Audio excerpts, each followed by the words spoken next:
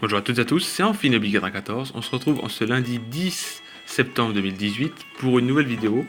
Toute la semaine encore, on va parler de stratégie. Il est temps que je trouve un programme un peu plus sûr, mais les stratégies, je trouve que moi ça me fait du bien et ça va vous faire plaisir à vous. Aujourd'hui, on va parler de Meganium. C'est très simple. Je vais pas vous mentir, je vais vous parler de tous les Pokémon, tous les Pokémon, comment ça s'appelle, tous les starters. Déjà. Donc déjà d'une, ce sera bien pour vous. Hein. Je pense que ce sera bien pour vous. Hein. Après, moi, je donne juste mon avis, hein, mais bon. Après, on verra bien. Hein. On verra bien. Bon. Meganium, qu'est-ce que c'est? C'est tout simplement un Pokémon de type plante de la deuxième génération. Avec 80 en PV. 80 en PV, 82 en attaque, 100 en défense, 83 en attaque spéciale, 100 en défense spéciale et 80 en vitesse. Alors certains vont dire, mais qu'est-ce que c'est? Qu'est-ce qu'il a de plus? Meganium, il a rien de plus qu'un autre Pokémon, c'est juste que c'est un Pokémon défensif, comme vous le voyez. Un Pokémon comme ça, qui a 100 en défense, 100 en défense et en défense spéciale, c'est qu'il est assez défensif le Pokémon. Après, on voit qu'en attaque, il est potable. Après, c'est un starter, c'est pas le meilleur des starters, hein, ça c'est certain, je vais pas vous mentir, hein, je vais pas vous dire que c'est le plus puissant de tous les starters, qu'il est très très fort, tout ça, non. Mais il est correct, on va dire que sur le plan défensif, il est correct, et du coup voilà. De bonnes statistiques en général, surtout dans les défenses, un excellent move pool de soutien. Voilà, c'est vrai que c'est un Pokémon qui est très très défensif, il apprend quand même beaucoup d'attaques comme protection, comme mur lumière, comme synthèse, enfin franchement, il est très bien. Mais il a un gros point faible, c'est l'unique type plante qui est mauvais défensivement, puisque ça comme ça a 5 faiblesses, on le sait tous. Je vais vous les citer, du coup on y est. Il a le type poison, il a le type feu, il a le type glace, il a le type vol et il a le type insecte. Donc déjà 5 grosses faiblesses, et puis le type plante n'est pas le meilleur des types défensifs, hein, sinon on le saurait.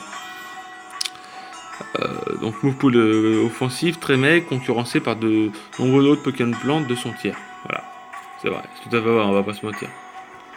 Il est joué avec l'objet reste, il a le talent engrais, ou tout simplement, on a pu le voir au début, il a accès à Feuille Garde qui augmente la vitesse sous le soleil. Ça doit être ça, hein, oui. Non, qui soigne automatiquement les problèmes de statut sous le soleil. Ah oui, c'est une hydratation mais du soleil. Oh, ok, excusez-moi.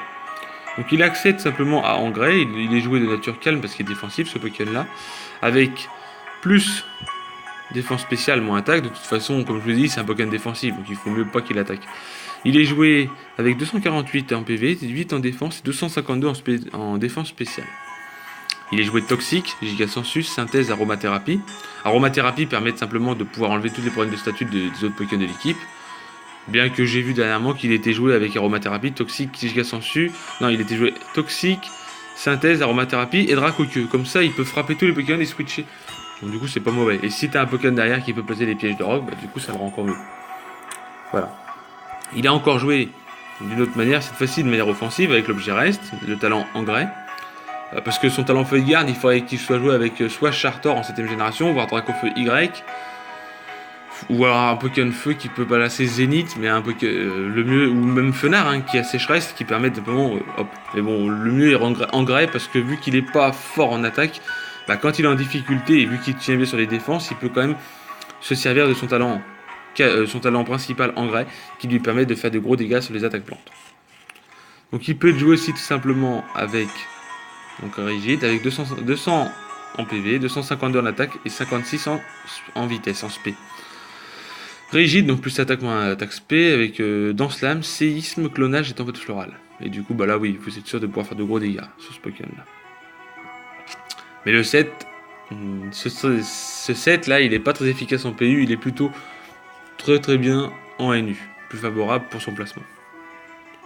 Voilà. Les avantages de Meganium. Alors, ce set est très surprenant en NU, est redoutable si bien placé. Ses bonnes statistiques générales lui permettent à la fois de faire des clones résistants et de frapper relativement fort pour dépasser la plupart des stallers sur lesquels il est censé se placer dans le tiers. Mais attention, le type plante résistant sur le physique, les types plantes résistants sur le physique seront à éliminer avant de le placer. Voilà, tout à fait. Parce qu'un Pokémon plante en face, depuis la 6G, vous savez que plus rien ne fonctionne à part toxique. Voilà, mais bon, c'est tout.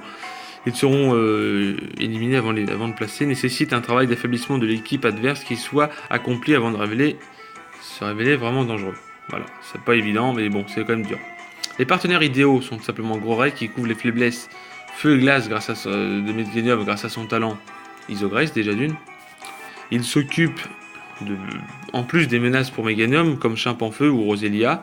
Ils peuvent aussi former à deux un solide corps défensif sur le spécial, ce qui est pas mauvais. Parce que il faut savoir que, comme je vous ai dit, il peut passer des murs lumière et les protections, et du coup, mur lumière et protection sera utile. Mais bon, après, je vous demande pas de jouer les deux, parce que c'est très embêtant. Enfin, après, si vous le jouez Lumargile, vous pouvez. Hein. Vous mettez Giga sans Sud, Toxique, et vous mettez les murs. Voilà. Et du coup, vous pourrez être vraiment en tranquillité. Galopa éliminera les types plantes qui peuvent gêner Meganium, tandis qu'en retour, ce dernier épongera ses faiblesses eau et sol. Et Relicante et Meganium composent mutuellement la plupart de leurs faiblesses, tout en formant un corps de Stoller, un caisson sur le physique et l'autre sur le spécial. Voilà, tout à fait. Voilà, c'est tout pour Meganium. Demain, on parlera d'autres Pokémon de la deuxième, d'autres starters de la 2G. On va parler de tous les starters de 2G, un peu de Pokémon de Johto. Et on va faire ça, on va parler un petit peu de tous les starters en stratégie.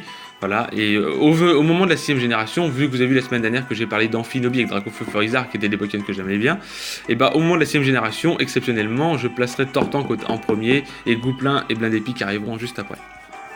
Voilà, j'espère que cette vidéo vous a plu. Si elle vous a plu, n'hésitez pas de lâcher un gros like, de laisser des commentaires, ça fait toujours plaisir. Et puis je vous souhaite à toutes et à tous une agréable matinée, journée et soirée, et je vous dis bye tout le monde.